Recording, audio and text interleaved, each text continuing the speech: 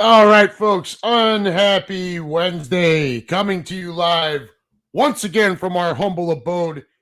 This is the Unhappy Gilmore Show, powered by Green Legion Radio and part of the Green Legion Radio family. We thank you for joining us from wherever you are and whatever service you're using to tune in. So please do us a favor, pull up a chair, crack open a cold one if you have the opportunity. Use the company dime if you're still stuck at work. Turn up that volume and let's try to have some fun as we put an end to day 3 of this week's hostage situation and look forward to tomorrow being Friday Eve. Yes, Lou Mancini, I know it is truly an unhappy Wednesday. All of you, my faithful friends who are Philadelphia Phillies fans, I do feel for you today. I am, it sticks. It really, really stinks. You're up 2-0.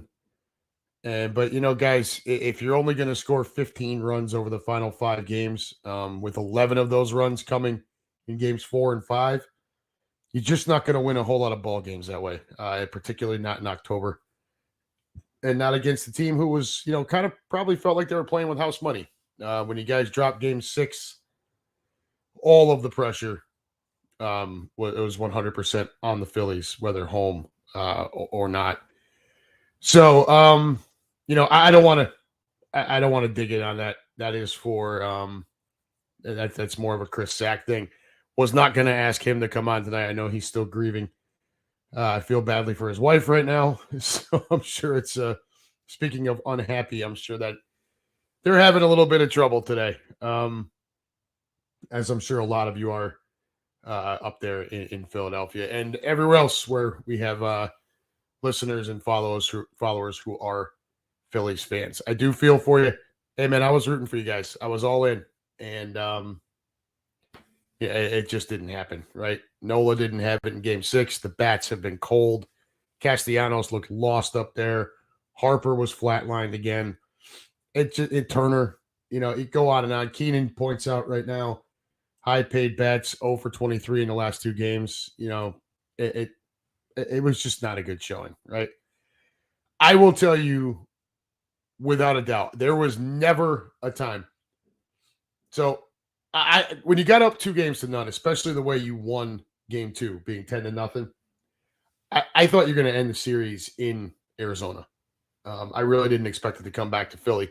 But once it did, I didn't think for even a second that there was any chance that the Arizona Diamondbacks were going to come into Philadelphia and win both of those games. I just didn't. I figured at least one of the two, either Nola's going to pitch a gem and you're going to squeak out enough runs to get it done, or, Rangers going to do enough to give the offense a chance.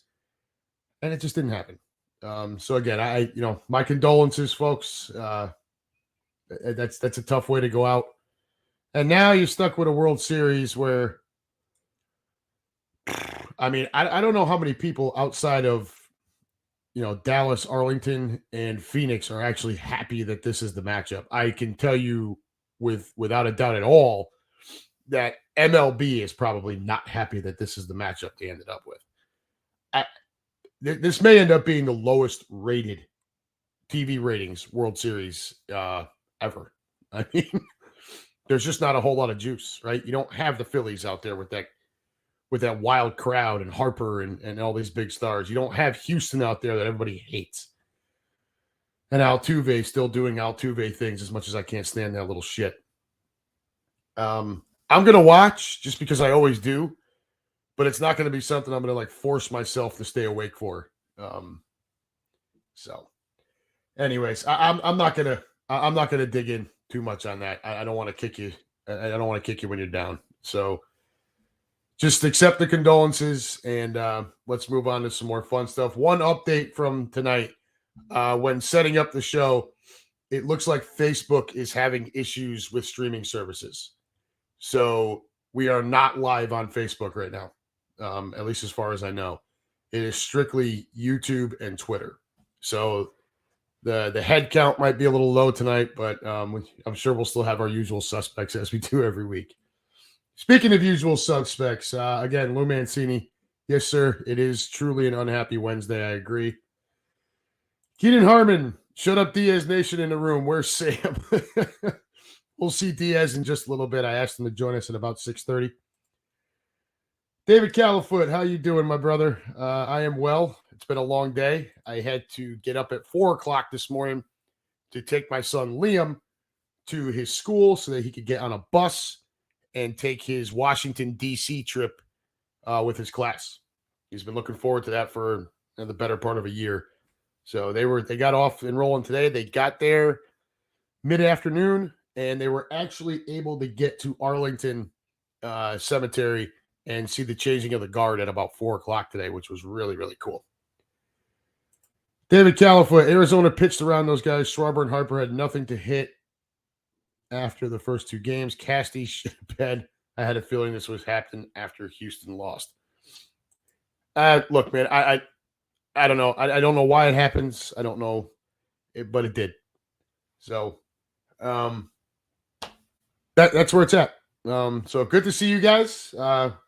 Hopefully we see a couple more heads in here. Grady will be joining us in just a minute. I just want to get through some of the normal business stuff here.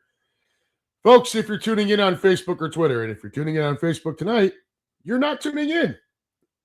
Please do not forget to like, follow, share, and subscribe to the Green Legion. If those services are where you're more comfortable, we totally understand.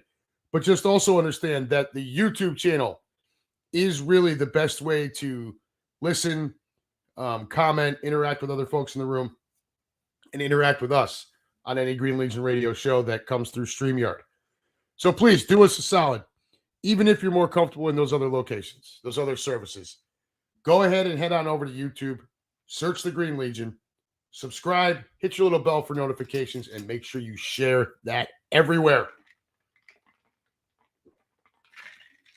If you cannot catch our shows live, you can always watch or listen later on any of the services previously mentioned, but also on Spotify, Apple, or wherever you get your podcasts.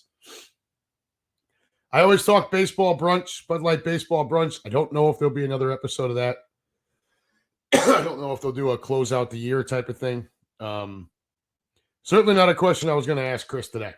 So just look for information on that if it becomes available. But if it does become available, you definitely don't want to miss it. I say it every week. Those two are the best. As for this show, still looking for sponsors. We've got one that's a prospective sponsor, a good friend of mine, more like an older brother. I've known him since I was 17. He owns a tree service down in Tampa. So we're hoping he's a business owner. So he's got to do his due diligence, make sure it's something that's, viable for him as well. But hopefully that comes through. We'd like to get as many sponsors as we can. So if anyone knows anyone out there that may be willing to sponsor a podcast and, get their name out there via all of Green Legion's social media outlets, reach out and we can talk. If you like what you're seeing and you like the show, I know we at least have the same the same group every week. Without Facebook, I'm sure we're going to be short a few. But if you're having fun on Wednesday nights and you want to see the show continue, reach out with any kind of sponsorship that you think yourself or anyone you may know. As for Green Legion invasions, Kansas City and the bye-week bender in Punta Cana, as well as the bus trip down to DC this week, all of those are sold out. Okay? Punta Cana is completely sold out. The bus trip down to DC is sold out. And travel packages for Kansas City are sold out. There are still game day packages available for Kansas City. That's ticket, tailgate, and pep rally for $454. That is ticket and tailgate only for $404. Tailgate and pep rally for $169. Tailgate only for $109, and pep rally only for $60. Travel packages still available for Seattle and Dallas and the bus trip up to the Swamp for the game against the Giants. And finally, as for our Midwest Eagles nest out here, have to be honest, this past Sunday, even though it was a primetime game, I was pretty encouraged by the turnout. Normally, we've only got maybe 8 to 10, 12 people for that. We had 20-ish, maybe, give or take. Some people had to leave at halftime, and that's okay. But we had a decent turnout, especially for a primetime game. Grady, I can see you. You might want to stop fixing your hair for the camera. I can't hear you, but I can see you, buddy. The head count for the Commodes game this weekend looks a little light. I'm hoping that increases as we get further into the week. But hey, look, we'll take everybody who wants to come on out. We do have a couple of fun announcements coming this Sunday. Nothing set in stone, but some stuff we got coming down the pipe. And, really would like to get as many folks out there to share that with us as possible. As always, wristbands available if you're interested. Califoot, I still have to mail yours out to you. I apologize for not having done that yet. Fan transfer forms always available to mess with people who show up wearing a different jersey, particularly the Bengal fans. And our sign up for the bye week Saturday night Cincinnati Cyclones game. I am cutting off that tomorrow morning. Okay, so the event is posted up in our group. I will post in the event one more time this evening, one more time tomorrow morning. And then probably around noon, I'm going to cut it off. The head count's the head count. And I'll start reaching out to everyone to collect money to get that paid for. So there you have it. That is the business end of things.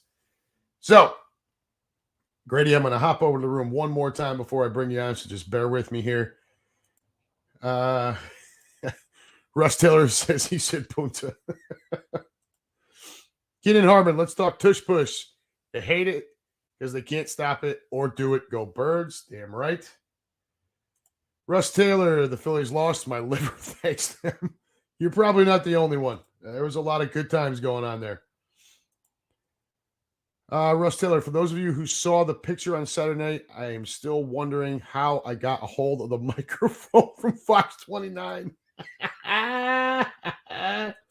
Russ Taylor was lit. That is awesome. All right.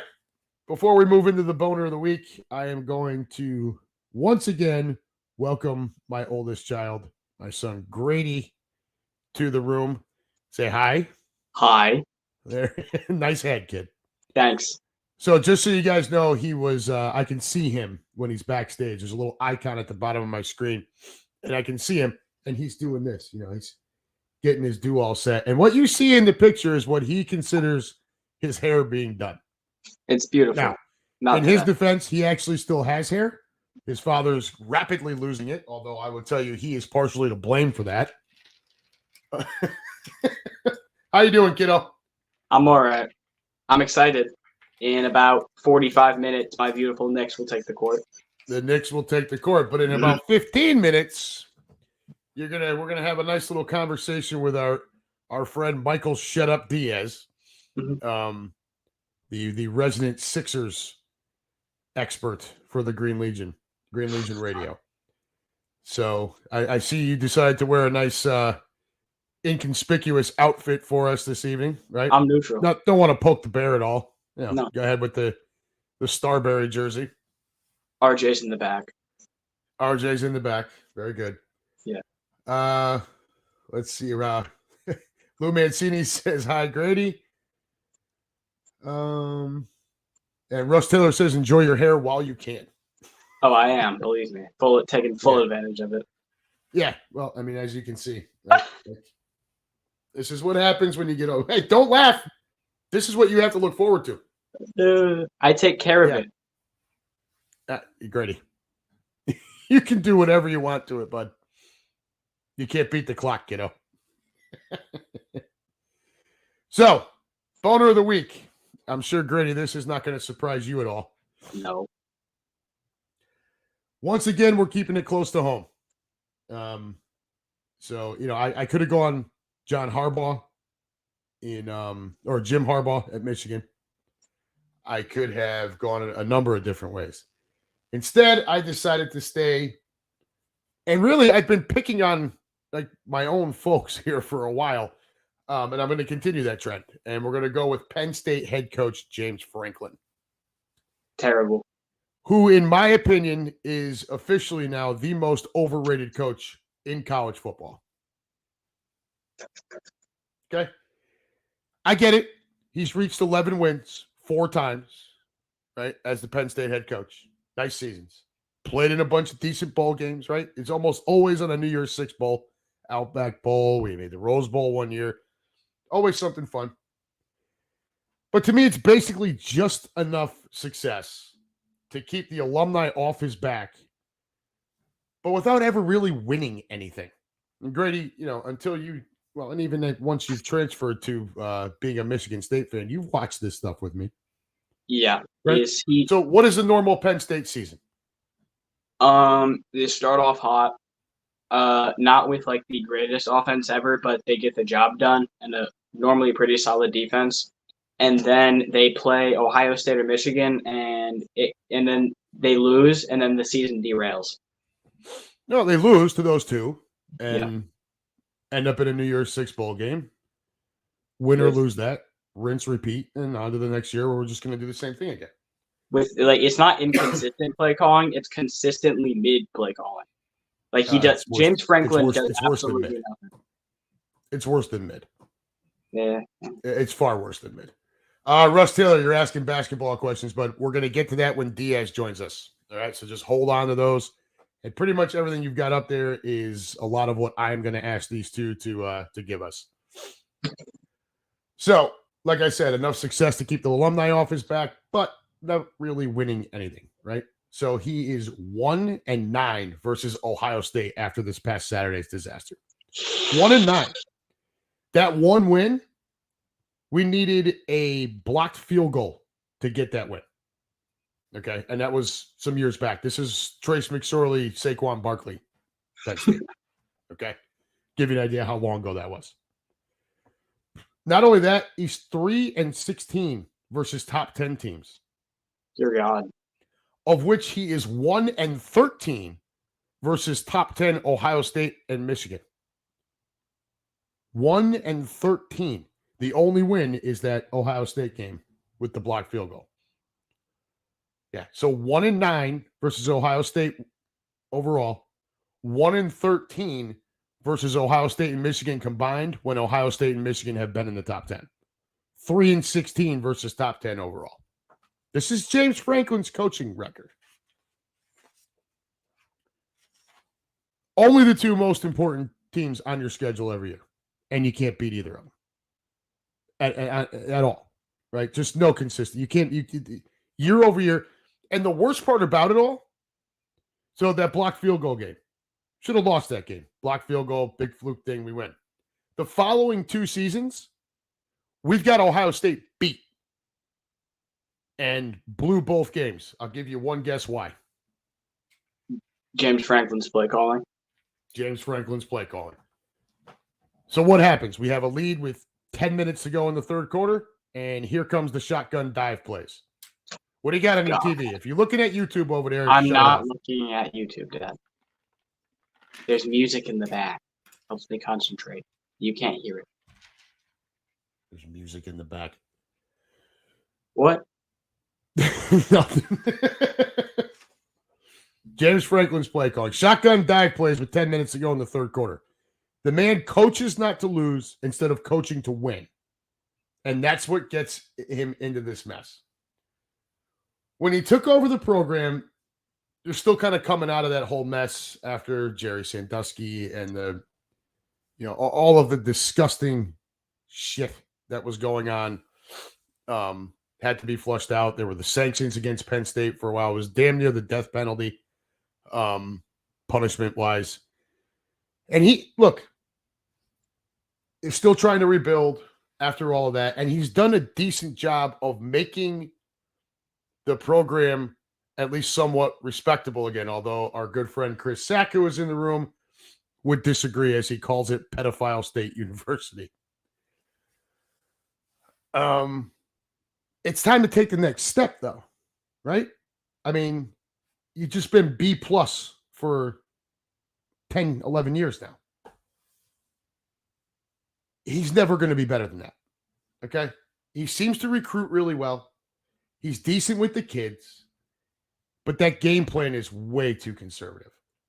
Drew Aller was a former 4-star recruit, okay, from Ohio. So Penn State had to go after him hard to get him to stop him from going to Ohio State, going to a Michigan, whatever. Kid's got a big arm. Before the Buckeyes game, he was only averaging 6.9 yards per attempt. Per attempt. Grady, come on. You got anything Yeah, here? yeah. You got anything to add? No, it's just he's not like it's a bunch of checkdowns. There's really nothing like he's not because of the play calling. He's not taking deep shots. He's just there's a tight end right in front of him, and he gives the ball to the tight end, and that's it. Against the Buckeyes, Aller threw the ball 42 times for less than 200 yards. That's abysmal by any standards. In slight defense, there's not a whole lot of skill position guys on the outside. Okay. You know, and Ohio State's offense looked bad too. The difference was what? Marvin Harrison Jr. Marvin Harrison Jr. Right. What's the other guy's name? Ibuka. Playmakers. Ibuka didn't play. But really? Harrison Jr., when they needed a catch, he went out and got it. Right? Yeah. Chris Sack. Look, there's been a handful of times where Penn State has had Ohio State on the ropes, right? Only to see that coaching that, you know, let's throw it 42 times for less than 200 yards. Even when it looked like they were trying to run some gimmick stuff and looked like it was creative, the pass was 5 yards. Yeah. The pass was 3 yards. The handoff was, you know, it was a handoff. It was a screenplay. There's just nothing creative about it. And maybe some of it has to do with not having that. Although Lambert Smith is pretty solid, you don't really have that guy on the outside that can just go get you a play like that. But it's not, even when we had those guys, it was still this conservative crap. It was all the check down, all the check down, conservative crap, and then, okay, now it's 3rd and a mile. Let's drop back and heave it as far as we can throw it. Look. Same thing every drive. You're not going to win games like that. You're not going to win games. Not against good teams, right? No. You'll beat Iowa. You'll beat Washington. You'll beat Minnesota. You're not going to beat Ohio State. You're not going to beat Michigan. Nope. We're not going to beat Ohio State. We're not going to beat Michigan. This program will continue to be nothing better than B+ for as long as he is at the helm. You know, I don't know who you could get to replace him. I really don't. But if this program wants to take that next step, he's not the guy. Isn't he under contract for like a stupid long time? Under contract, 10 years, $85 million. Jesus. Yeah. You're stuck with him till I'm 26. So oh my God. This isn't going away anytime soon. Right? This is just going to be what it is for forever, apparently. That's it. I mean, at least Michigan State's got an excuse, right? Coach is a pedophile, got fired. Yeah, your coach was a pedophile. Yeah. And he got, they got him locked up, so the program goes to crap for a while. And Urban Meyer doesn't want to come coach. What's the excuse for Penn State? There isn't one. You're paying James Franklin like he is an elite coach, and he is not an elite coach. He is a good coach, right? And when the playoff expands to 12 teams, we're going to get in almost every year. And we're going to get whopped, just absolutely mollywopped by some SEC team, right? Like Auburn will come up, Florida, Texas, LSU, Texas, Oklahoma, or some other team in the Big Ten, right? USC will come out or we'll have to go out there and we'll get absolutely pied because this guy can't call plays.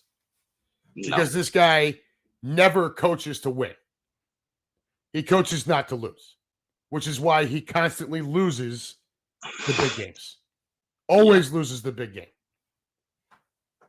I've had enough. I've been calling him out for a couple of years now. If the athletic directors are okay with mediocre seasons and nothing happening, like, go ahead and keep him there. But if you want to do something, he has to go now. That's what I'm saying. Immediately. Just enough to keep the alumni off his back. just barely enough. And apart Has from winning that, seasons. and he'll win 11 games this year. 10, 11 games this year and make a decent bowl game and yay. No. Because the only good teams you play are Ohio State and Michigan. And you lose both those games. Oh, we don't just lose them. We lose them. We lose them in Olympic caliber fashion. The Ohio State game, the score doesn't reflect how bad it was, but you're still not going to win. It's going to be ugly. There was nothing pretty about that game. Hideous. Speaking of hideous. Was there a single big play offensively for you? No. A single Penn big State play? has one play of over 40 yards the entire season. Right. It stink. So for all those reasons and probably a few more, not the least of which the fact that he looks like a prick with ears when he has no hat on, James Franklin gets the Boner of the Week award. And as we wrap that up, hello, Diaz. How are you, brother? Can't hear you, Holmes. Microphone check. Microphone checker. Nope. You're talking. You're talking to yourself, buddy.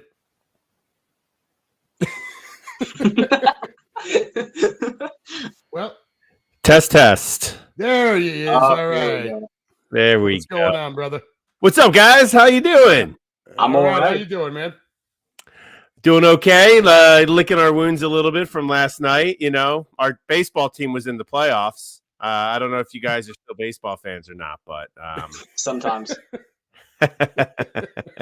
Yeah, it was a rough one, but you know, a lot of hate going on over here, and people are pretty pissed off. You know, you spend all year with the team, and I'll catch up with our guy Sack on Sunday when we're heading down to the Birds, but you know, it is what it is.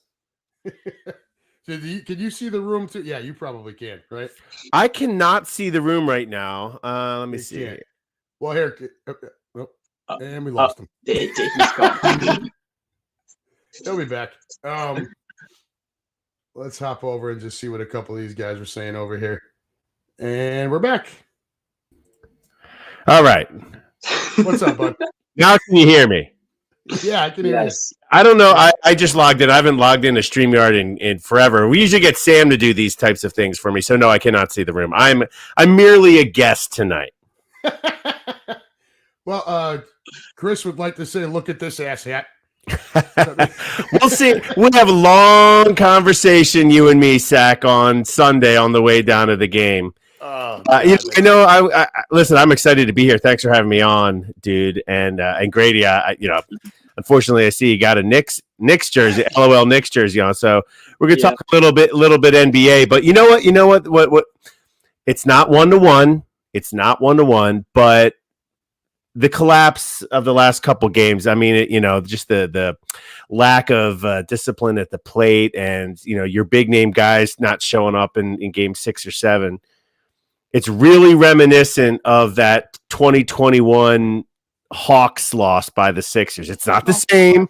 More people are in on the Phillies than they were on the Sixers. The Philly, I mean, no one over the age of 55 watches the NBA, but everybody was watching this Phillies playoff. And it was just, you were the quote unquote better team. You had home field advantage, home court advantage over a lesser team that no one thinks anything of, the Arizona Diamondbacks. No one thought anything of the Atlanta Hawks. You should have had it. It was lined up perfectly, and you blew it. But baseball is hard, man, because there's just so many games there. I was reading this one thing on a 538. Nate Silver does the election stuff in sports, but they're talking like in the NBA.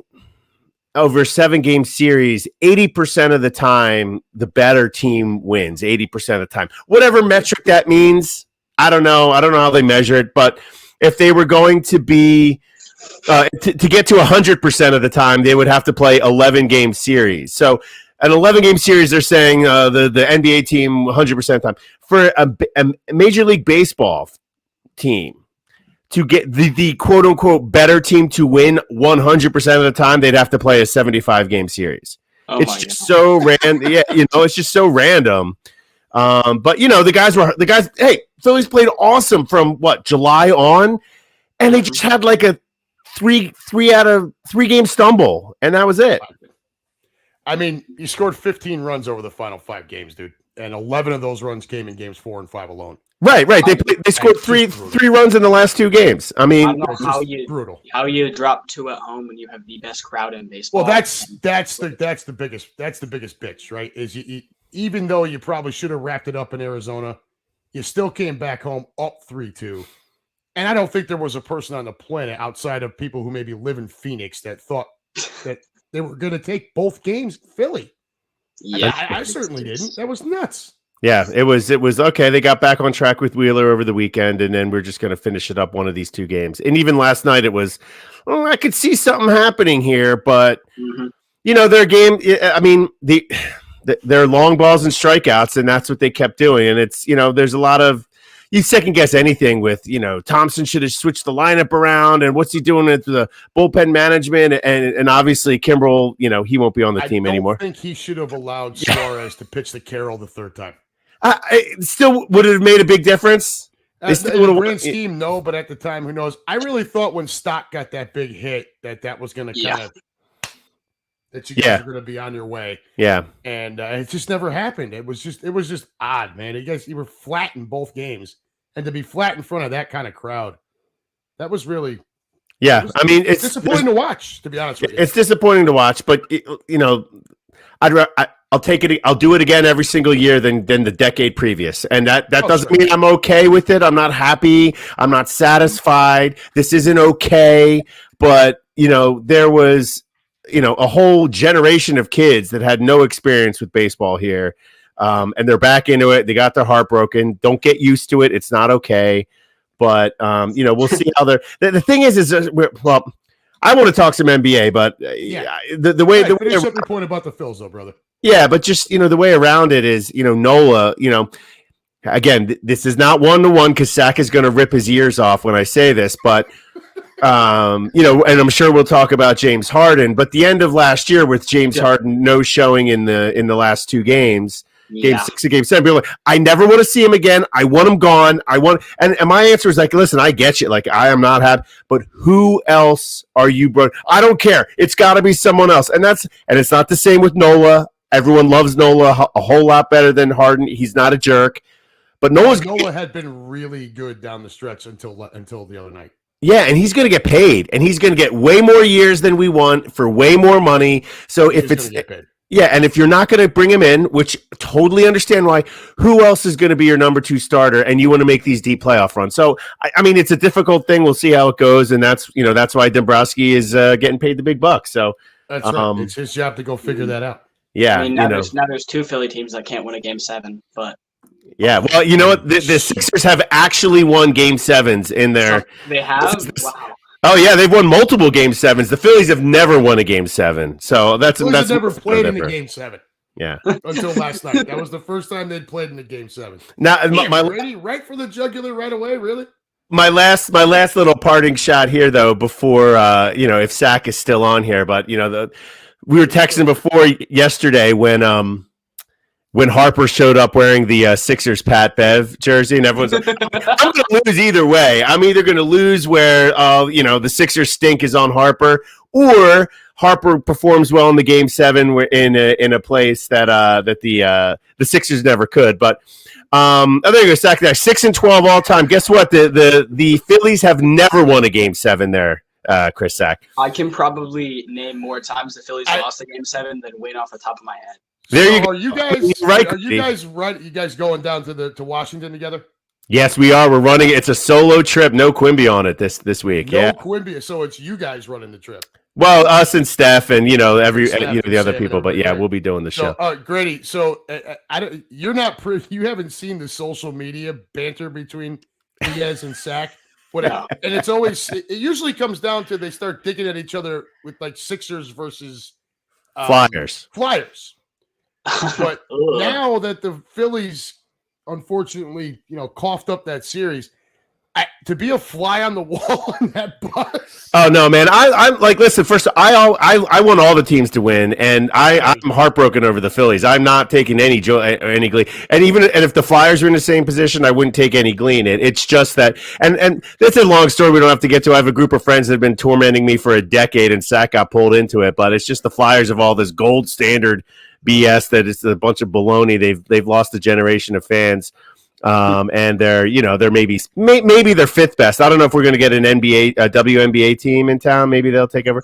But my last parting shot here about Bryce Harper, because he's like one of us and he understands the city and he knows us. I'm happy Bryce Harper's here. He's an awesome player. He's a Hall of Fame player. He's going to hit 500, maybe 600 home runs here. I'm so happy he's here. But the pandering I just cannot take. And wearing a Sixers jersey. Even as a Sixers fan, as a Sixers season ticket holder, wearing a Sixers jersey to a Game 7 is just proof that he does not understand the fan. Also, that is something you just do not do. I don't want. That's probably a good call. Well, Pat Beverly has his own podcast on Barstool, and he sang the praises of Bryce Harper, how he's all the things, all the superlatives about him, and then Harper. So Harper returned it by wearing a Sixers jersey, but it's like, oh, Harper, he gets it, he understands us. I'm like, no. Just because you show up on day one wearing Fanatic cleats doesn't mean that you're somehow part of the city. You know what I mean? But keep going 0 for 9 or whatever it was in the final 2 shutoff games. Yeah. Before we get to the NBA, something about Harper, because you guys all know I'm a Yankees fan. Yeah. And so now that Harper Harper is too, by the way, or was, yeah. Now that Harper has done so well in Philadelphia and has ingratiated himself to the city the way he has, there are legions of Yankee fans out there that are all pissed off that the Yankees never went after him. I'm not one of them. I will tell you right now, first, as clear as day, when he was a free agent, I did not want any part of him. He had a very prima donna image, and like I told Chris, whether it was right or wrong, that was the image he was portraying when he was in Washington. I wanted no part of it. And if he had signed in New York, in the Bronx specifically, there's no guarantee he ever shakes that image, right? New York being what it is. Yeah. I believe that sometimes certain guys sign in the place that they are meant to be, right? In the perfect kind of mix of the player and the city. I think he needed to get, kind of humbled a little bit. And I think the city needed that star. And I think the two of them together, I think it's exactly what you're seeing. And whether you're a Yankees fan, a Phillies fan, if you're just a baseball fan and a sports fan, I think you should just enjoy watching what's happening rather than complaining that he didn't sign with your team. Because I really don't. I don't think he would be this guy if he was wearing his turnaround coming here. I mean, match made in heaven. It's awesome. The fans love him. He really has turned around that image. And, it gives me hope of, a team that is underperforming in the playoffs to reach heights that, everyone said couldn't happen, because all data, any opportunity you could when we got Bryce Harper was that he underperformed in the playoffs. He was a career 201 hitter in the playoffs, more strikeouts than hits. He just never did it in the playoffs. And you could have said, oh, but he's really good. But there was no proof at all that happened. And then last year was the greatest playoff performance in the history of baseball. I mean, it was just unbelievable. And, and he carried that through. And the last 2 games weren't his best, but I don't think Bryce Harper choked. Bryce Harper did not have a good couple games. And during the season, he has bad weeks and bad too. How long did he go without home runs from like May 25th to July? He went a very long stretch without hitting. Right. I mean, there's injuries and stuff like that. But anyway, So, RIP Phillies 2023. They'll be back at it 2024. And I just hope that some of the I made this comparison to the Sixers stink.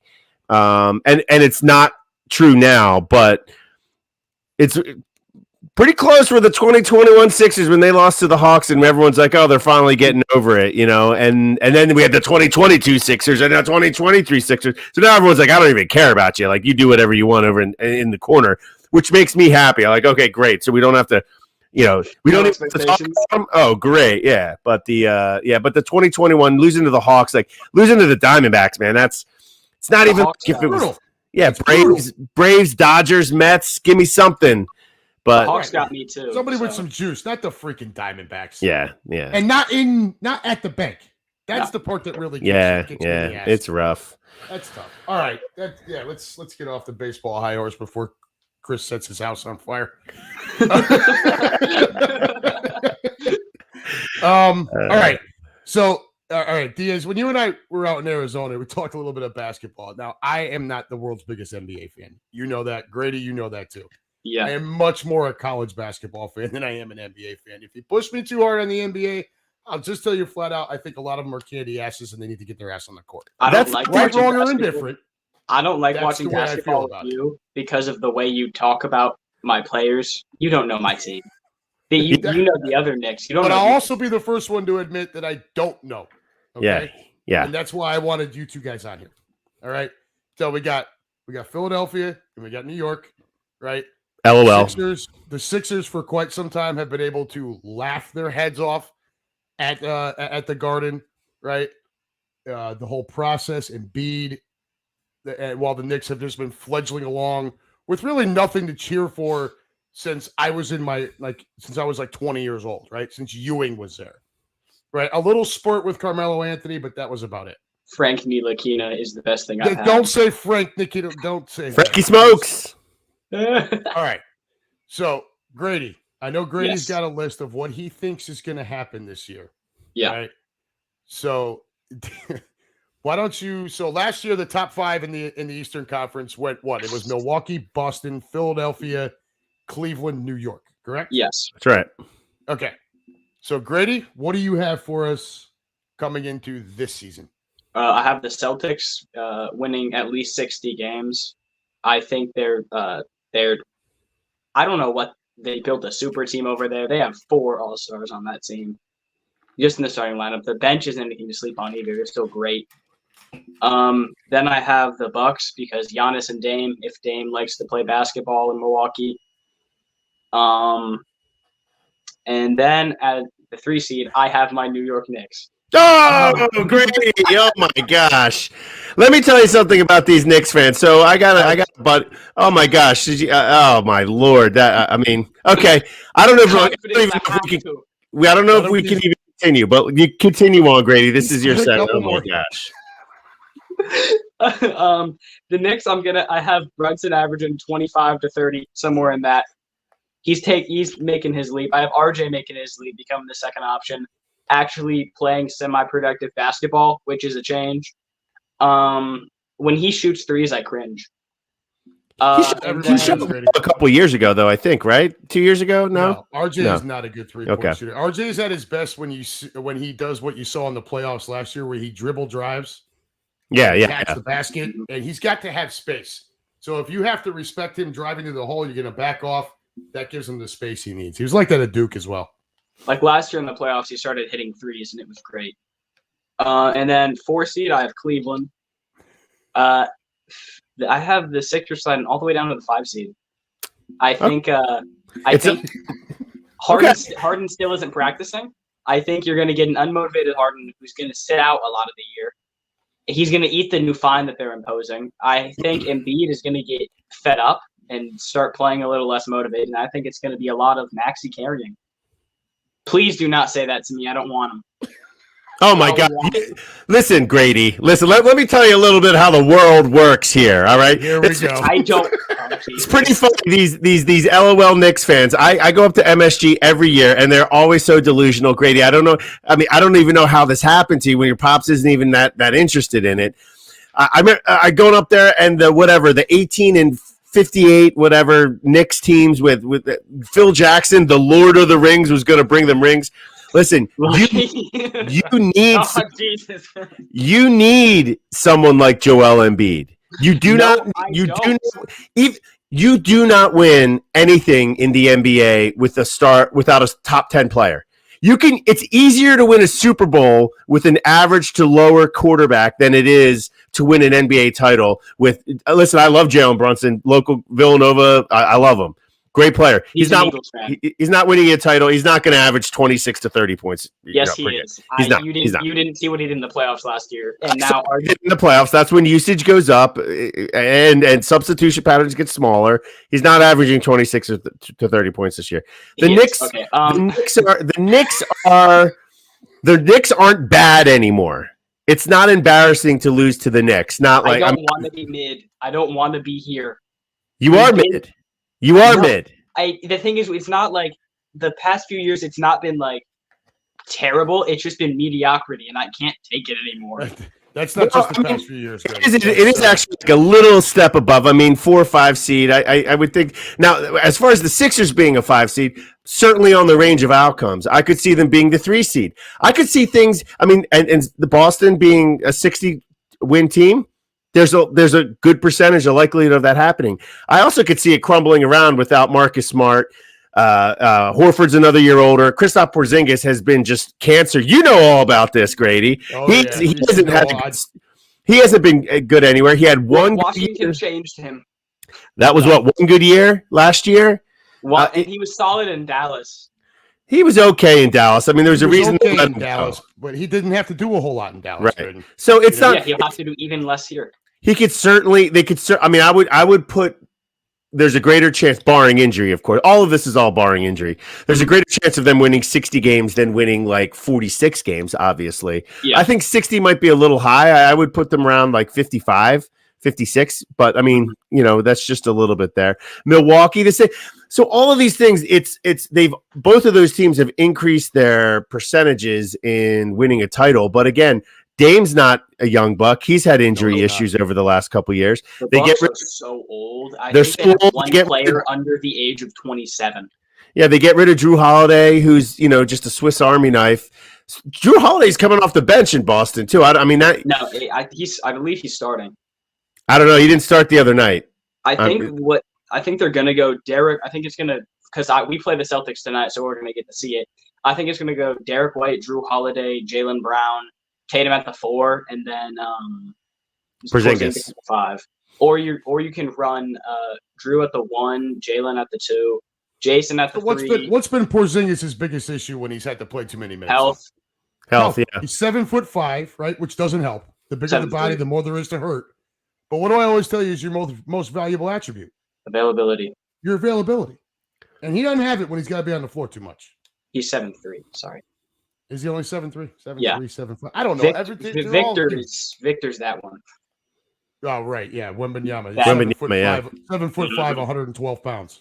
Nice. Yeah, that was one of my first selections of my games this year. I'm like, I got to see Wembanyama. He comes on like a Monday in January. So I'll be hungover from some Sixers, some Eagles playoff games and heading over to see Wembanyama the next day. So real quick on Wembanyama. So, bigger impact right away, offensively or defensively? Both. Bit of both. I think what they drafted him for both. He's blocking threes. I'm saying right now.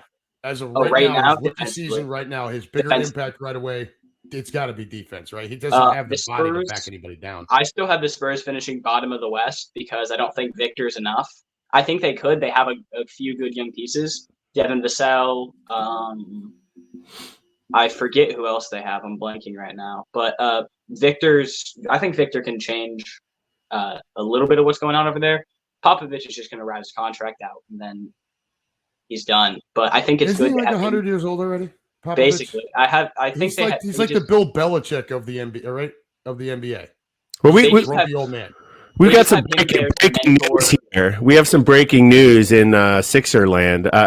You didn't see the report earlier today that Harden did show up today. Shep said his bags were packed, and they said, you could stay back. You need to get in game shape. They're going to go on their trip, and maybe he'll play on Sunday.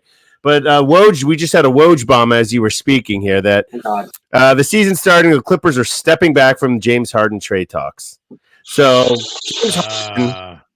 James Harden. That was the only outlet at this point, right? Yeah, he's got nothing. He's got no. He's going to be Fat Harden again. Yeah, I guess you're getting Brooklyn Harden. Well, season's over, folks, and that's the end. I mean, this is the thing, though. Which is disappointing with how this goes, and obviously some things were said.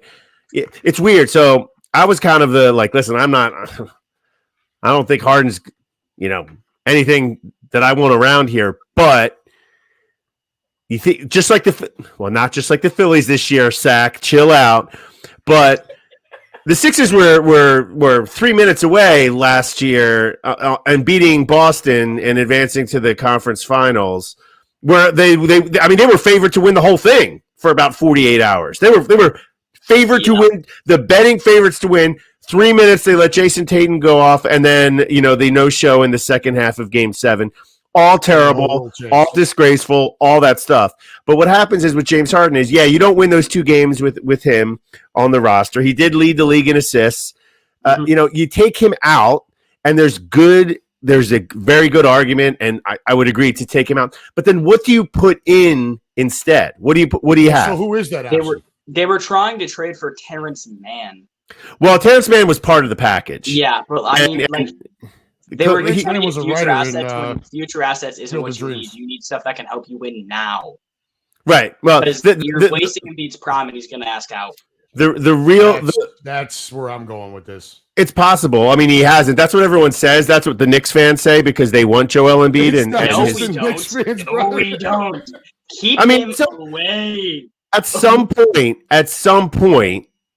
he's going to say we're going to have to do something else. I would think. We'll see how this year goes. I don't want to say anything now, but I think he goes this year without that happening. Next year is really where I would be concerned about it. I think it's 1 to 2 years down the line, unless you come out of the gate like stinking. Well, so hang on, 1 to 2 years. Well, let's say they get. You're going to be in the playoffs again. We all know that, right? Mm-hmm. And let's say it's somewhere from the 3 to 5 seed, right? I mean, 3 to 6, even, yeah.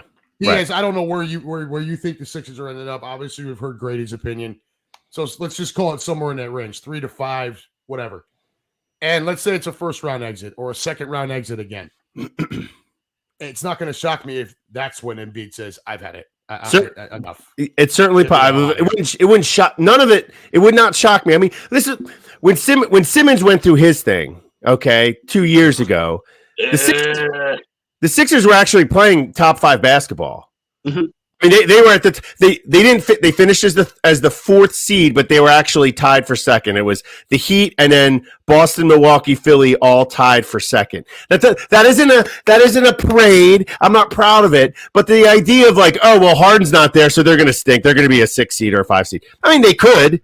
Certainly, one of those guys gets hurt for a long, misses 25 games or something. It's certainly possible, but it's not like, they don't have Harden. I'd say they have Harden. Good for everyone's collective psyches. Their championship odds go down because there's no one in there to replace him. So, it's not like, they lose tomorrow night in Milwaukee.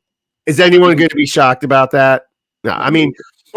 So even if Harden was there, would that shock you, though? It's Milwaukee. No, right. Yeah, exactly. And that doesn't mean that, that this is hard. It's hard to say because it's like, well, they're the second round. The Celtics were a better team last year.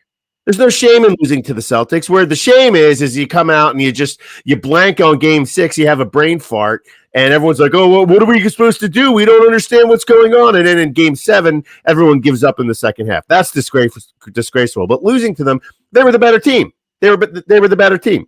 I get your point with thinking, so if RJ takes a step forward and Brunson, takes another leap, and RJ takes that step forward and maybe Jules becomes starts stepping down to a third option there, you still have the same problem that I told you we have last year. You do not have the big man to stop an Embiid, to stop a Giannis. It's just not there. People were saying that when we played Cleveland that their big men were going to dominate us, and then Mitchell Robinson. No, I will tell you, I never thought that for a second. I thought the guard play was going to be a much bigger problem than it was, and the Knicks handled it. But the Knicks are more prepared to handle a lineup that size. Prepared to handle that stud center.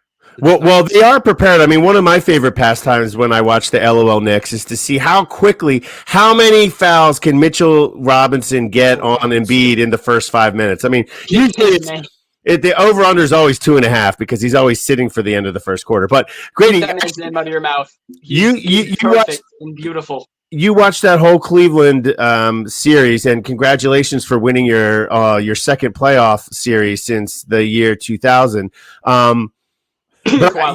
But you got to get used to some Donovan Mitchell. I mean, you really should get to some Donovan Mitchell because who you're going to end up with next year is Donovan Mitchell. No, I don't want it. I don't want it. And we talked about that. We talked about that before last season too, because there was talk of Brunson and Mitchell. No part of it. I actually got him to, dude. If you do that, your backcourt, they're both 6'1" and don't play any defense. You see how that's working out in Dallas? Like they can't play defense. They're scoring points, but they're getting outscored.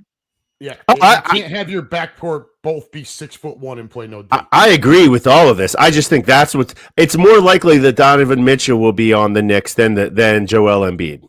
The Knicks package that they released, I don't even know who. Random dude. It's not. I don't. Well, and therein lies the problem, right? It's not even about not wanting a guy of Embiid's caliber. It's what you're going to have to give up to get seriously, him, right? It ends up being the Carmelo Anthony thing all over again, where you have to give up the nucleus that you have to get the star, and now you have nothing to wrap around the star. That's true. I mean, in the package would be keeping Brunson, but we'd be trading away Julius Randle, Mitchell Robinson, R.J. Barrett, Evan Fournier, thank God, get him away, and a boatload of picks. Yeah, I'm not doing it. I'm sorry. No, keep that thing. It's too much. The report was 2 or 3 first-round picks. That's not getting it done. That's not getting it done. I mean, I don't want it to. I don't want it to get it done. Honestly, from here and I haven't talked about the Sixers in forever, but the beat reporters that I follow are really pretty pragmatic. When they need to be beaten down, the Sixers as a franchise and a team, they give it out. And when there's a little bit of overreaction because everyone's like they're toxic, they're actually pretty pragmatic with it. Outside of the one thing I heard today, outside of Harden, this whole Harden nonsense, vibes are real good in camp. Everyone's liking this Nick Nurse style. Everyone's talking about it. They're smiling. They're having a good time. That you have to play the games, and it's like championship or bust kind of thing all the time with this team. Which is it's not frustrating. That's the goal of every sport to win a championship. But Chris, even I would say that's an awful deal for the Sixers. For a team in the division, you normally got to give up way more than anyone else. Yeah, that's right. Therein lies that's also part of it. I don't see why the Sixers would even do it. This is the only reason the Sixers will never trade him on their own without him asking out. If he asks out, that means you're going to go full-fledged rebuild. You're not going to be winning 50 games every year. We don't have to worry about second-round exits. And all those players that you listed, it's all trash. It's all trash. I don't want any of them. You're just going to move that for more picks and more young assets. No, I mean, if you trade Embiid, he's the first domino to fall. Then you're going to trade Maxey, and you're going to trade everything else that has life. It would have to be someone like Utah or Oklahoma State, where you get 10 first-round picks, and that's it. OKC isn't giving up a thing for anyone. I like what they have going on over there. They got a boatload of young players, even more picks on the way. I think they have like 4 or 5 first-round picks this season. Like 8 in the next 6 years. Yeah, 8 in the next 6 years, and that is like. I mean, you put SGA with Embiid on the same team. That's what's really funny. Everyone talks about, the Sixers really messed up, not bringing in what's his name, Mikal Bridges, and trading him, which is like, yeah, I agree. But what they really did is they messed up by not doing that trade and drafting SGA. SGA is the first. Is just an incredible. He's awesome. And listen, Grady, you don't like Embiid. I get it because he's like 16-2 versus the Knicks all time. I get it. You don't like him. He's soft. He's the MVP of the league, and every team would want him. Every single team would want him. 7'1" or 7'2" or whatever. Would you not agree? He's a little bit soft. I mean, for a big guy, he is a little soft. I don't know what you mean because he gets hurt. Because he gets hurt a lot. He doesn't play like he's 7'1". It's just. I'm not sure. How do you play like 7'1"? You back more people down who are 6 foot. Listen, it doesn't work like that this year. Is that what Jokic does? Name a 7'1" guy. Name a 7'1" guy. Name a 7'1" guy that's their game today. And I'll tell you where they're playing. They're playing in Croatia. Or Brazil. It just doesn't happen. It doesn't happen. It doesn't happen like that today. No, it doesn't. I think my problem with him soft wise, I think he gets pushed around a little too much. Mhm. I mean, possibly. I certainly think what he does is he grifts for fouls. And Oh God, and during the regular season they call him, but in the playoffs when they tighten it up, and you average 13 free throws a game, and it goes down to 8 because you're expecting these extra calls. You gotta play through it and try. Same thing with Harden. You got to try and make the basket. Yeah, get fouled. Go get fouled. Go get fouled. Get fouled all the time. He gets fouled. There's just as many non-calls he doesn't get than the calls that he does get. But in the playoffs, you got to go make the basket. But you gotta stay healthy in the playoffs. And it's not like he gets these big season-ending injuries. It's little weird ones, like a finger or an eye or a wrist. Yeah, a lot of that stuff is bad luck. But I mean, even more so than any other sport. I mean, I look at the last six seasons, 6 NBA seasons, and injuries have had a major factor in the playoffs. And forget about the Sixers because Embiid was injured last year. No excuses. There's no excuses for losing. But when you're injured, Giannis gets hurt. He hurts his back. He comes back. They lose in the first round. Do we think if Giannis hadn't gotten hurt, they would have lost in the first round? Certainly possible, but I doubt it. The year before that, Jokic, his whole team was hurt. He loses in the first round. The year before that, when Murray was hurt, he gets swept in the second round. The year that Giannis won, when he won in 21, Kevin Durant's toe was on the line.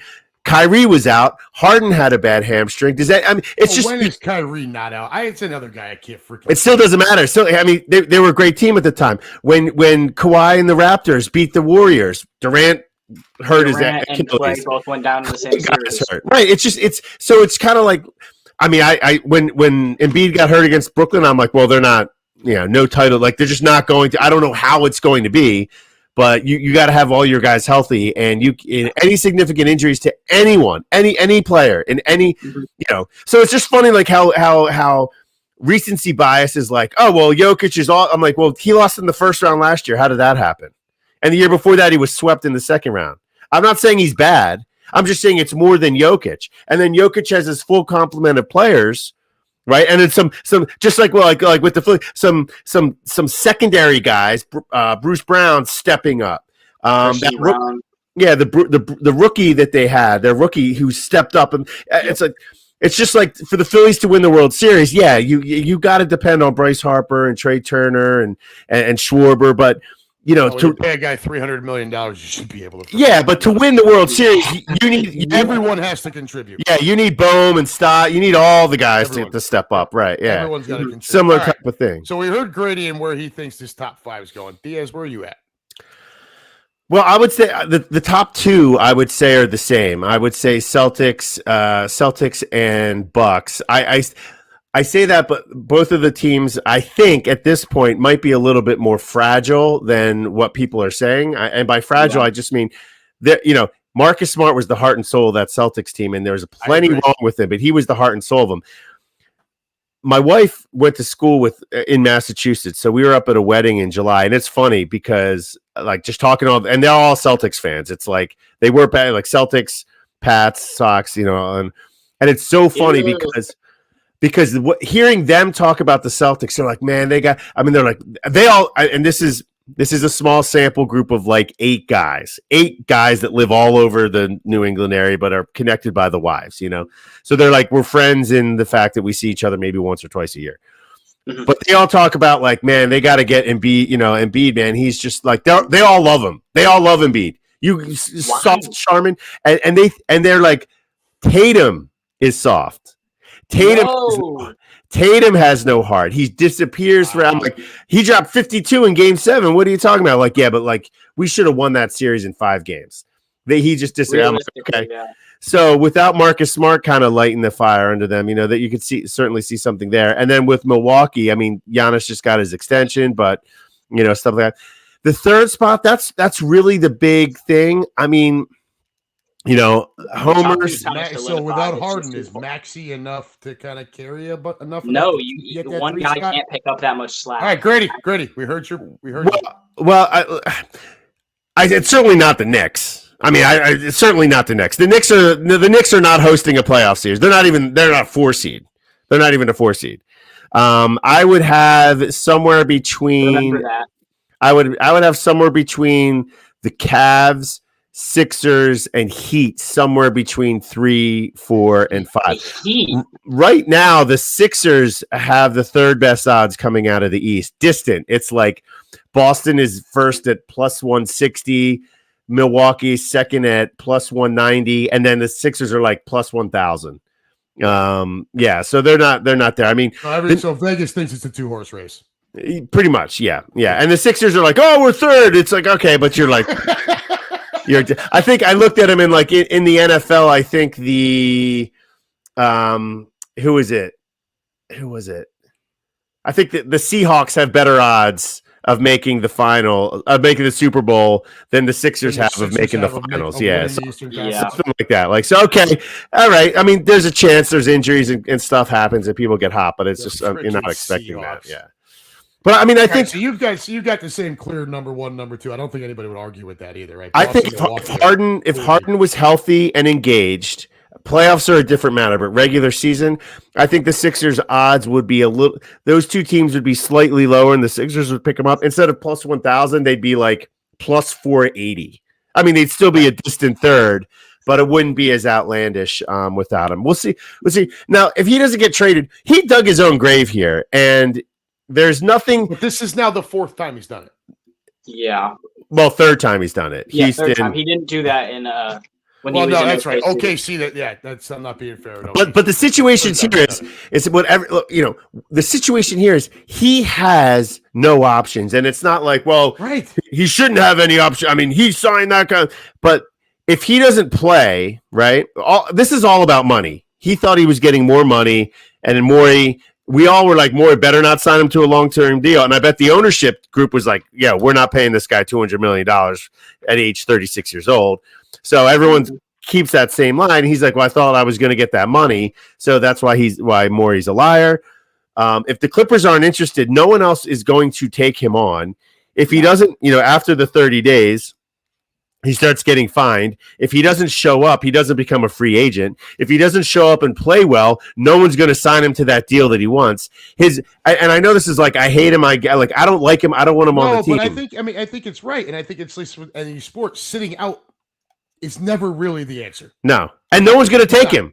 He has to show up and play well for him to get out. And it's like, I don't want him on the team. I don't trust him.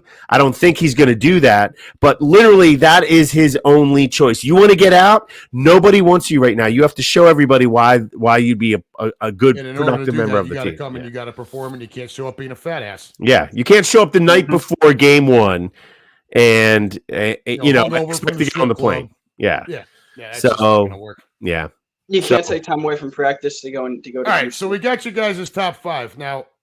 So, Grady, what else did you have scribbled down over there? Oh, wait, Diaz, you said Heat at number 6. Grady, I thought you had them still in the play-in. Yeah, no, I have the Heat at 6. I have the Heat at 6. I have them barely. What the hell was that? Somebody had them still in the play-in somewhere. Maybe it wasn't you. But I also have down award predictions besides comeback player of the year not comeback.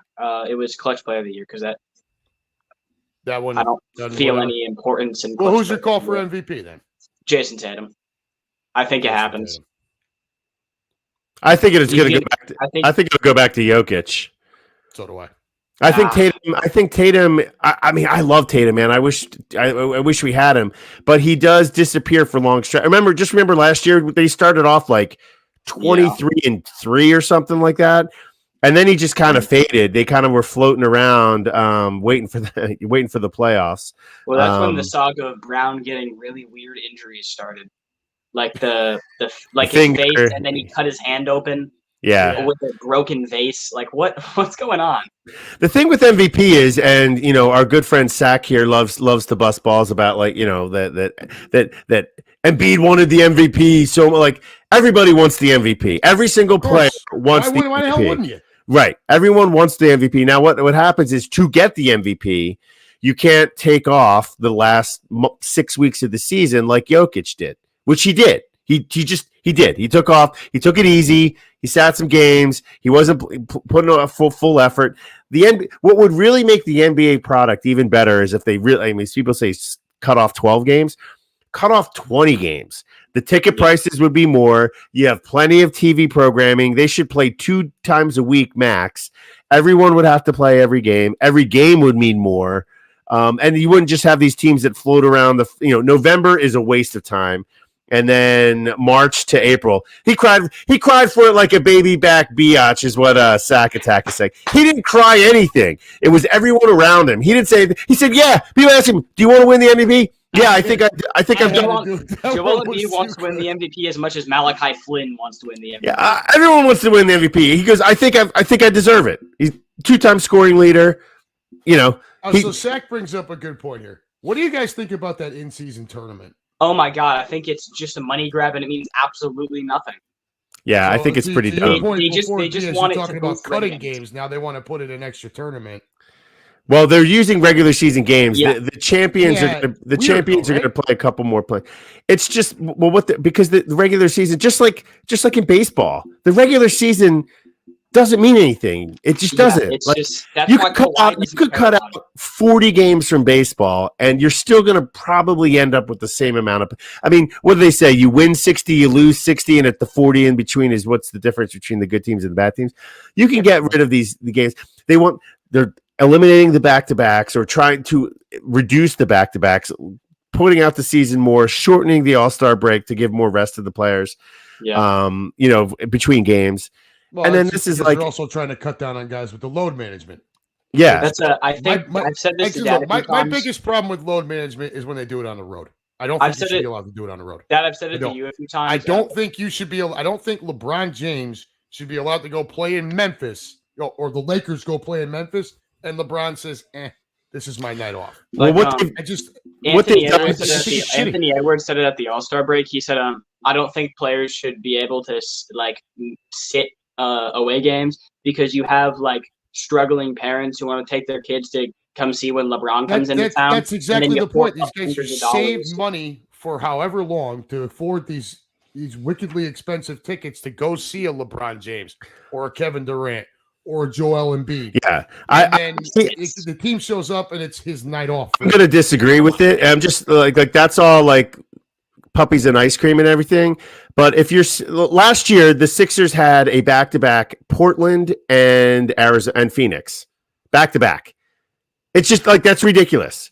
And knowing how important injuries are in the playoffs, health is so important. And that's it. But besides this, all this is struggling parents shouldn't be taking their kids to basketball games if they're struggling. They shouldn't. And that might be elitist or something like that, but they shouldn't. And they shouldn't do that. And they should look at this hundreds of millions of dollars to play basketball games. But it's basketball. It's a TV show. It's a TV show. The ratings are on TV. And now about this whole back-to-back, they said listen, if a player's not on the injured report, they cannot sit on these pre-designated national TV games. There's too many games. They don't need to play them. They don't need to play them all. And listen, think we need to cut it back to 60 something. Yeah, they just won't because of the money. Way too many games. Because the money. Because the money. The NBA thing with baseball. Look at football. I mean, you talk about player safety. Yeah. I mean, how much do Thursday night games piss you off? I cannot stand Thursday night football. I hate it even more when my team's playing in it, but I don't like it at all. That's why this year I was like, oh, we get it week 2. We get it early. Yeah, great. If we're gonna have to do it, get it out of the way now. And at home, right. home. Oh, that's the best. Against the freaking Vikings again, that was great. Yeah, it was great. It was good stuff. Ahead of Kirk Cousins on a primetime game. Yeah. Kirk's been playing pretty good though. Kirk's been playing pretty good ball. I think I think right now he's the third rated quarterback yards wise. That's great. It'll amount to a hill of beans. Yeah, you just keep feeding it to Jordan Addison from. Meanwhile, Jalen Hurts has turned the ball over 10 times. We're 6-1. Yeah, I don't know what's going on with. No one cares. No one cares about your fantasy team, Grady. No one cares about your fantasy team. I care about my fantasy team. I just traded for Christian McCaffrey. I'm on top of the world. Would you give up for there? Let me guess. Let me see here. Mitchell Robinson, R.J. Barrett. Jesus Christ. Couple crappy picks. Yeah. They traded Walt Clyde Frazier for him. Yeah. Damn near. So whose Knicks jersey are you wearing there? Stephon Marbury. Oh, okay. Another disappointing pickup that they had. Yeah, that's all we have. So I didn't really have that many options. He asked for it for Christmas, so I did. What? I mean, you're still sticking with them. Why? Your dad and I talked about this out in Arizona last year. I'm like, the Knicks, really? Why? I mean, just why? Why? Dad got me latched onto him, and then I can't leave. It's He did it to me. Blame that man. But hey, he's also a Birds fan, so yeah, that's good. 50-50. He's half decent. The only thing I didn't push extra hard on is the college sports, right? Because if they go to college, I don't want them feeling some kind of way about rooting for whoever. So I didn't push extra hard with that. So as far as I'm a Penn State football fan, mostly because UConn didn't have a football team when I was a kid.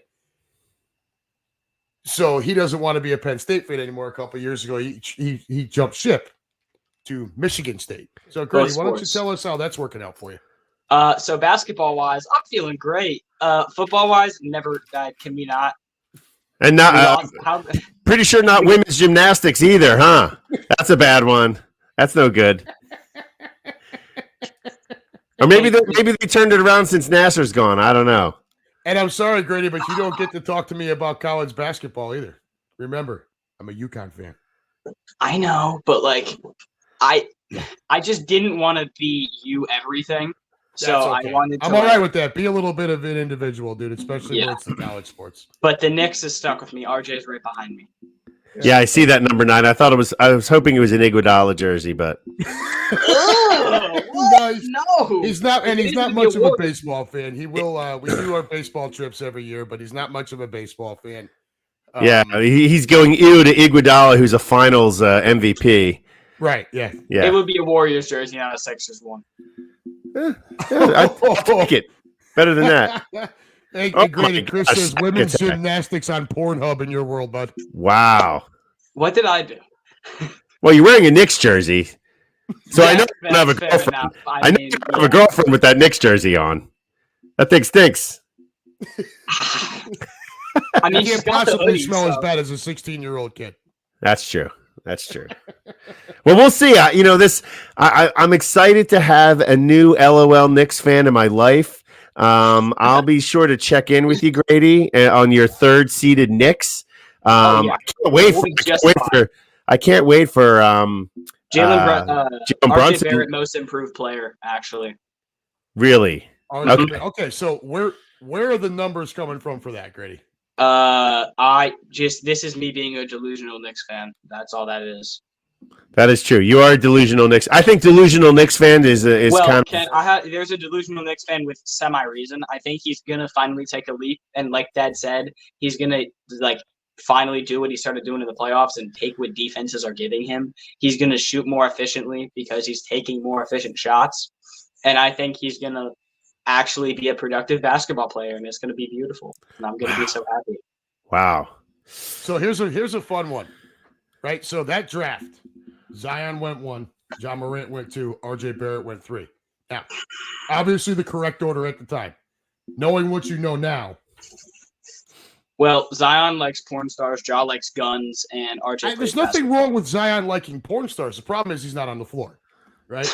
John Morant likes to wave guns at 17-year-olds. They would if they did it again, they would.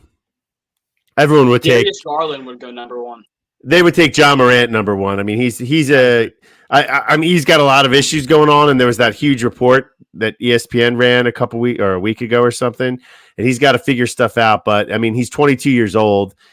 He's got MVP caliber talent, and so you just think about what you'd have to trade to get him now with everything going on. I mean, with everything going on, you'd have to give up more to get Morant than to get Garland. And I like Garland too. I like him. He's a good player. He's a real good player. From those top 3 perspectives. From those top 3, those were the clear top 3. However, I remember me telling you at the time the drop off from Zion and Ja to RJ was drastic. I would draft Ja, RJ, Zion purely because RJ plays basketball, and Ja doesn't play it as much. He's really good when he does. Zion is also really good when he does, but he doesn't play it nearly enough. He doesn't play enough basketball. He's With not on with the team. Zion, For like 60 games, please, Zion, show us what you can do. I think with a lot of it, it's like the trade. Would you have to would you have to give up more right now to trade for Zion or for RJ? Zion. Oh, well. Right, so Zion's worth Zion more. easy, actually. Even like I get it, like he's got to play and he's got his weight and all that stuff. But it's just like think about what would you have to. I'm making it up. You'd have to give up 3 first-round picks in salary for Zion. For RJ Barrett, you wouldn't have to give up that much. So RJ's a piece in a trade. That's all he is right now. that's right. Well, he's never going to be a piece in an Embiid trade. You heard it here first. We don't want that. We don't want that crap. I hope there is never an Embiid trade that involves this. Oh, neither do I. Oh God, I don't know how I could live with myself with the Knicks being contending teams. That would. How could you live with this sort of Julius Randle was your starting 4? I can't. Yeah. Yeah. Good luck with that. Yeah. Thanks. When Randall's your number 1 option, you got a problem. Sell him. I don't know where we're sending him, but get him away from me. All right, guys. What is it? 7:20. I don't want to keep Diaz too long here. Grady, final thoughts. Shoot. About what? About your. Oh, I know. What have we been talking about for the last 45 minutes, kid? I guess I'll say that who I think the DPOI is going to be because I didn't get to that. Sure, go for it. Shoot. I think Anthony Davis is going to like play healthy, sustainable basketball for once, and I think AD gets it. AD, talking about soft big men in the league, he's silver soft. I think Wembanyama is going to be the defensive player of the year. Really? Rookie? No shit. Oh yeah, he's good. He's his recovery is just so he's like crazy. Yeah, he is crazy. I can't wait to watch him play. He called for a lob when he was standing at the 3-point line. Oh yeah. When he dunked his own miss on the 3. Yeah. And then what's the big man's name? I forget his name, but he plays for the Heat, and then he was just standing there like this. There's nothing he could do. Wow. I think he's going to be defensive player of the year and rookie of the year. Yeah. As far as where they finish, it's almost kind of like with the Sixers. I want to have at least a home court in the first round. But we'll see what happens with this Harden thing, and we'll see how it goes. But barring injury, I mean, injuries are like with all these teams. I mean, if Giannis gets hurt, I don't see Dame. Like, I don't see them winning 58 games. But if they're healthy, they can win 58 games. Hell, if Chris Middleton gets hurt, I don't see him doing that. Well, he's been hurt the last couple of years anyway, and they showed out pretty well without him. Yeah. So we'll see. You don't have Drew to pick up slack anymore. I'm actually kind of looking forward to not having to, where people are like, if you're out on them, great. Then you don't have any opinions on them. I don't have to talk to you about them. Just don't even watch them. Fine with that. I think I'm excited to see what Nick Nurse will put into it. It seems like all the reports from the beats and everyone that's covering them, it's all good shit lollipop right now. We'll see how long that continues and if Harden makes things worse. But I think the one thing is like, if they mess this up with Harden, Embiid's out. Like, Harden's dug his own grave. I think they all see it. There's nothing else. I think that they like him. They're all like friends with him, and he thinks he needs more money than what he's getting. And that's the decision he's made. And no one's going to say players aren't going to say you're wrong for thinking you need more money. But nobody wants him right now. So we'll see how that goes. The drama never stops in Sixers land. No, it doesn't ever stop in New York either. All right, Diaz. Hey, thank you for giving us your time, brother. I appreciate it, man. Look, see you guys soon, man. We'll check in later. Peace. Safe trip down to Comodes. TTP. So, good job, Grady. Thanks. You did well. All right. Chris has been all over the room here saying what is he saying? Diaz would have to rename his dog if they traded Embiid. Yeah. So that was fun. We thank Diaz for giving us almost an hour of his time. So that was really great. I told him 45 minutes. He gave us just about an hour. That was a lot of fun. Grady, do you have anything you want to add before we get out of here for the night? Gonna go watch my next game. You're gonna go watch the next game. All right, you go do that, bud. I'm gonna close up shop here. All right. Bye, everyone. Keenan, Chris, Lou Mancini, Russ Taylor. Scrolling through here. I really need to be better about writing this stuff down. David Califoot and everyone else out there who decided to join us tonight. And whether you commented or not, we lost Facebook early. They're having trouble with getting streaming services going on there when we set the show up earlier. So we're strictly YouTube tonight. Thank you all for joining us as always. Come back again next week. We'll talk about hopefully the big win over the Commodes. One thing to keep in mind, San Francisco 49ers quarterback Brock Purdy was put into concussion protocol today. They are home to take on the suddenly getting hotter Cincinnati Bengals. That is a 4:00 game on Sunday following our 1:00 game against the Commodes. I'll be glued to both. I'm sure you will too. Until next week, folks, this has been the Unhappy Gilmore Show, powered by Green Legion Radio. Thank you, as always, for joining us. Take care. Enjoy your week. For those of you heading out for Halloween parties this weekend, be safe. Remember, the judge is not back in until Monday morning.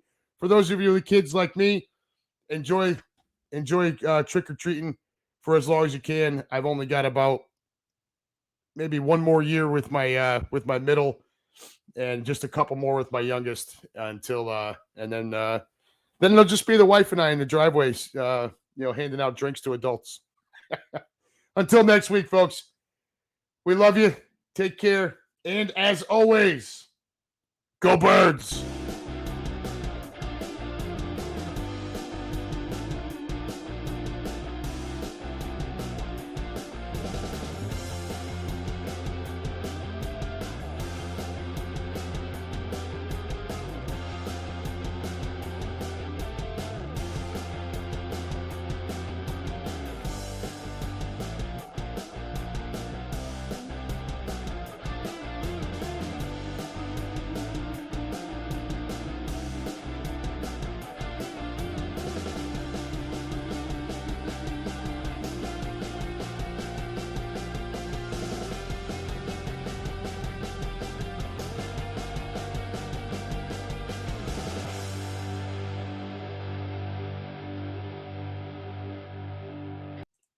All right, I'm gonna get the hell out of here. Happy birthday, Lou. I'll send you a message sometime over the next few days.